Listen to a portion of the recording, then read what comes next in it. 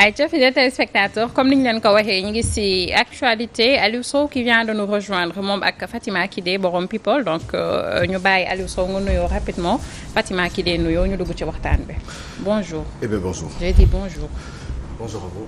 Bonjour. Tu es bien? Bonjour. Tu es bien? Ouais, je suis bien. D'accord. Je suis un petit peu. Ouais, je suis pas trop quand il y a beaucoup trop de pluie. Oui, c'est vrai. Mais bon, il faut. Yàlla baax. Faut gérer. Mi ngi noonu Faut gérer yàlla baax. yàlla sàmm. Je suis content. waxal leen ma maman Khadiba rek. bi nekk jam ñaa ni ko bëgg naa ko. Maman Khadiba bëgg nañ la. yàlla na ko yàlla sàmm. Amiin amiin. ba mu tane ak jàmm ak salaam. moom ak maman Khady Seck depuis Lac Rose bëgg nañ leen bu baax a baax maman Henriette suñu yaay ji xale bi ziar naa la. delloo ziar Salma toute belle comme toujours. yow loo way xeeloo lan la. dalaa ñaani kii. nuyu naa la Salma nuyu mbokk téléspectateurs yi safoo leeru jamono gërëm leen bu baax ci ni ñu ni teewloo ci kanamee tuuti nag comme dañoo dëgmal actualité bi te tey dafa riche. dañuy bàyyi rek jàll ci kanamee tuuti ci bu ñëwee ci people yi ñu waxtaan ci ñëw ci yu baax baax rek. Inch'Allah la revue de l'actualité people ce sera tout à l'heure voilà ak Fatima Kidé alors Aliou Sow lan mooy tey sujet yi. alors enfin man dama kii dama bon on s'est un petit peu au feeling. J'avais envie de parler de cette sinistrose qui existe dans ce pays. Alors de cette pluie. Je regarde un petit peu les Sénégalais ñu nekk ci ay tolof. ñii di xuus ci ay ndox. ñii di am ay problème mënuñu nelaw parce que y a la pluie qui leur tombe dessus. Je vois un petit peu des gens qui sont malades. Qui ont envie de se soigner. Genre un peu des hommes politiques qui se tiraillent di xëccoo entre ñoom ci pour s'agripper au pouvoir. Donc on se prononce parce que ils ont envie d'être pour les prochaines élections, la prochaine élection présidentielle. Xëccoo bi fii Assemblée nationale. Qui c'est qui va être président de l'Assemblée? ñan ñooy gérer commission yi. ku nekk yaa ngi jéem a seet ñaata part du gâteau nga mën a am après ces élections par rapport aux résultats obtenus. Je pense à beaucoup de choses. Je pense aussi ce matin à des gens de Dakar Dem Dikk. Parce que dama leen di suivre di bàyyi xel ci ñoom qui sont très très fatigués. Avec un directeur général qui était arrivé bi muy ñëw dafa ne moom dégg nga moom y avait une surcharge. D'employés que son prédécesseur ni mu indi woon ci ay employés dafa bari au lieu ñu jéem a seet nu ñuy caser ñi fa nekk dem leen remettre dans des dispositions qui puissent leur permettre de travailler convenablement au profit des intérêts ou au profit même de l'entreprise Dakar Dem Dikk. Mais day dem di indiwaat ñeneen. Oumar Boun Khattab Sylla di ko yokk. D'autres difficultés ci yeneen sociétés yi. Dans ce pays waa xale yi nekk ñi nekk les impactés du terre aussi xam nga qui sont laissés en rade. Alors j'ai envie de parler de cette sinistrose qui existe dans ce pays xëccoo bi. On est j'ai envie de dire on est dans quel pays. Est-ce que parce que man dama yaakaar ni Salma. ni bu ñu nekkee dans un pays qui s'appelle le Sénégal avec nos traditions nos us et nos coutumes. dafa am ay doxalin ak ay mbir yu ñu war di dundee. maanaam on vivait dañuy wax Sénégal c'est un pays de la teranga. que teranga mooy solidarité. mooy kii dimbalante mooy échange mooy di kaf di ree mooy di jàppale sa morom. Surtout sa moromu jullit parce que on est censé être des croyants. Oui. Pourtant c'est un pays boo xam ne ci cas yu mel nii quand il pleut beaucoup. Avec excès de pluie ngay xam ne ce pays va mal et que les gens ne sont pas solidaires entre eux. Pas solidaires nii rek parce que damay dimbali nii sama voisin direct wala sama mbokk direct parce que dama ko yërëm wala parce que voilà pour X raison. Parce que sax dama bëgg tiitaru wala dama bëgg nit ñi xam ne man nit kuy jàppale doomu aadama yi laa. Mais ndeysaan vous savez dans quelques jours il y aura un magal de Touba. magal bu ñu koy wax bernde moo tax ñuy wax. Et je me disais et bu fekkoon ni dañuy berndente toute l'année. ci magal Touba bi pendant pratiquement un mois kenn du xiif.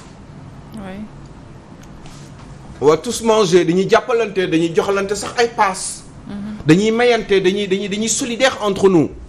ci période boobu. et si dañ doon bernante suñu biir ñun pendant toute l'année pas entre sénégalais mais ki nga xam ne moom mooy yor ñi nga xam ne ñoom ñoo yor nguur gi war a conduire le pays ci yoonu naataange ñoom ñuy mbernde sénégalais yi maanaam lépp lu ñu yor ñu jiital ci priorité sénégalais yi ci seeni façon yi gestion et bu fekkoon ni noonu la demee parce que booy seet jouru bernde kii bernde gisul dara lu dul ndeysaan ndigalu Serigne Touba. ndigal bi c'est vrai.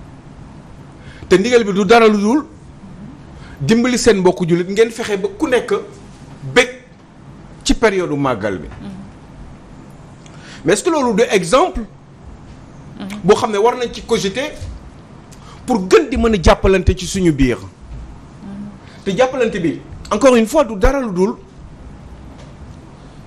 ñi nga xam ne ñoom ñoo téye réew mi di ko organiser surtout ci loo xam ne ñoom sax à la limite mbernde sax sa weccen ngay jël sa alal ngay jël yow sa alalu bopp yaa xam nan nga ko amee di ko joxe mais bii alalu réew mi la nga war ko dispatcher de la manière la plus équitable pour que sénégalais yi mën di bég mën di kontaan mën di ñu def parce que man seulement sama xeex yëpp dans ma vie c'est que les gens puissent être heureux te heureux du dara lu dul ngay lekk ba suur di naan ba màndi ngay ree te doo boo fexee faju mais surtout ngay ree te doo ko forcer. oui surtout dëgg la de. da ngaa dégg Alioune Sow. donc du coup eh ben loolu su fekkee ni amul ci réew mi alors que ñun on est censé quand même avoir des guides exemplaires dans ce pays on est censé surtout être un pays musulman un pays boo xam ne lépp loo xam ne ci l'islam ci lu baax mi ngi ci l'islam te ñun loolu mooy suñu référence et pourtant véritablement à part wax yi ñuy wax ne ci kaw on ne le fait pas on est dans un pays où on paye très très peu d'impôts kii di gën a bari xaalis mooy gën a fay moins d'impôts parce que ci ay njuuj njaaj la si ay nit la entre ñoom ñooy seet ni ñuy tegatee seen deal j'ai l'habitude de dire que ce pays dafa am benn millier de personnes un millier aujourd'hui je suis réveillé mais wax dëgg yàlla da ngay am lu la naqare ba da ngay am ay blocage sax parce que tu te dis mais finalement c'est quoi le problème yaa ngi koy gis ni chaque jour mais en réalité tu dis c'est quoi le problème mais tu devrais dire peut-être que c'est quoi la solution mais solution en même temps boo ko posé yow amuloo ko parce que gis nga ni yow amuloo kàttan pour faj mbir mi parce que mënoo ci dara ça va j'ai vu ce matin ay talibé c'est terrible hein da ngay gis ay talibé ci ndox mi ci rond-point école mariste ñi ngi xuus ci poto yi ak ci kàmb yi pour di xëccoo di dem di diggante ci oto yi pour nit ñi mën leen wàccal seen vitre mën leen jox dara xale yi ay tànku neen lañ def et kenn kiiwu ci kenn alarmé wu ci wàññiwul dara moi je sais pas pourquoi moi je suis choqué quand je vois ça mais mënuma ci dara mënuma ci dara lu à part wecc di sew yi ngi leen di jox parce que loolu sax à la limite waruwul sax nekk parce que xale yooyu dañ la waroon di topp da waroon di teg ay béréb c'est vrai mais mënoo ci dara Aliou Sow romb nga dem ani milliards yi nga nar a muñ milliards yi ñuy dégg tey ji ñu naan génnee nañ ko fii plan teg nañ plan bi teg nañ plan bi te année bu jot rek sénégalais yi gën a sonn tey ci inondation li ngay wax léegi ci wàllum taalibe yi am na xëy na yenn ministère yoo xam ne teg nañ ko fi ani milliards yi nga xamante ne tey dañ leen di génnee comme fonds alors que du dem carrément ci li ko taxoon a jóg mais xam nga mooy li ma la expliquer rek xam nga fii au Sénégal ngay nekk ay fonctionnaires wala nga nekk au fonctionnaire de l'administration ngay am ay millions ak ay milliards am ay ñetti immeubles non seulement loolu day nekk mais aussi nit ñi dañ si teg seen bët jaxal xaw ma te pourtant kenn du wax dara te boo ko waxee à la limite ñu ne la yow da nga soxor wala da nga iñaan on est un haut cadre de l'administration on a 2 immeubles on travaille mais on a 2-3 immeubles am nga ñetti immeubles yoo xam ne à la limite mi ngi noonu pour say mbir pour say yëf c'est vrai. parce que tout simplement da nga am droit de signature parce que kilifa nga ci administration bi wala parce que homme politique nga def nga 10 ans de politique occupé nga ay postes de responsabilité et vous n'avez plus besoin de travailler donc di nga naan mais ñii fan lañ jëlee non seulement seen xaalis bi mais en plus xaalis boobu sax duñ ko sax dugal ci ay société pour ay sénégalais dem ci liggéey ay immeuble la ñuy jënd wala ay bâtiment ay machin wala ay tool di def seen i bagages su bopp ñoom entre ñoom ci seen biir. pendant ce temps-là sénégalais ñi ngi trinqué te ñoom kenn at dellusiwaat ñu ne la ñoom fay nañu impôt wala bu ñuy fay ndax fay nañu convenablement. kenn du leen contrôler da ngay am immeuble yu mag man dama yàgg di gis ay immeuble nga am kër nga yokk ci beneen étage nga fay plus d'impôt. benn étage da nga ci yokk say impôt yokku encore. wala nga ubbi benn palanteer ci biir kër gi nga yokk nga fay plus d'impôt. mais ici on fait ce qu'on veut. te dama yàgg di wax ni xaalis kenn du ko witti ci garab dafa am foo koy jëlee. dans le cadre de la solidarité nationale. mais fii loolu amu fi. da ngay ñëw à la limite sax yow say weccet yi nga dajale yaa xam fan nga ko jëlee moom nga ñëw di ci compal ay say nit yu la wër nga nekk seen buur. di leen asservir kenn amul liberté. ki feebar bëgg faju au lieu mu dem directement hôpital ñu faj ko day jéem a ñëw saraxu la yow pour nga jox ko juróomi téeméer wala junni bu mu mën a jëndee ordonnance wala sax mu dem rek def ay visite. alors que boo nekkee ci réew man pour man sama gis-gis. nit bu juddoo dafa war a lekk ba suur naan ba mandi dafa war a faju bu feebaree. dañ ko war a toppatoo parce que nit ñi yamuñu waxuma ñëpp tolloole parce que yàlla sax tolloolewul mais yàlla minimum incompressible boo xam ne nit doomu aadama daf ko war a am. te loolu dama gis ni amul ci réew mi. et à chaque fois c'est la même chose chaque jour chaque mois chaque année affaire bi di gën a graaw chaque jour ngay gis loolu naqari munoo ci dara. yuuxu nga ci mën wala xol bu jeex nga frustré. et c'est terrible quand même parce que ñun dañu ne ay jullit lañ encore une fois j'insiste là-dessus parce que mooy suñu référence ñu waroon ci topp. waroon ay exemple ñu waroon ko pratiquer et pourtant on ne le fait pas il suffit juste de regarder autour de soi.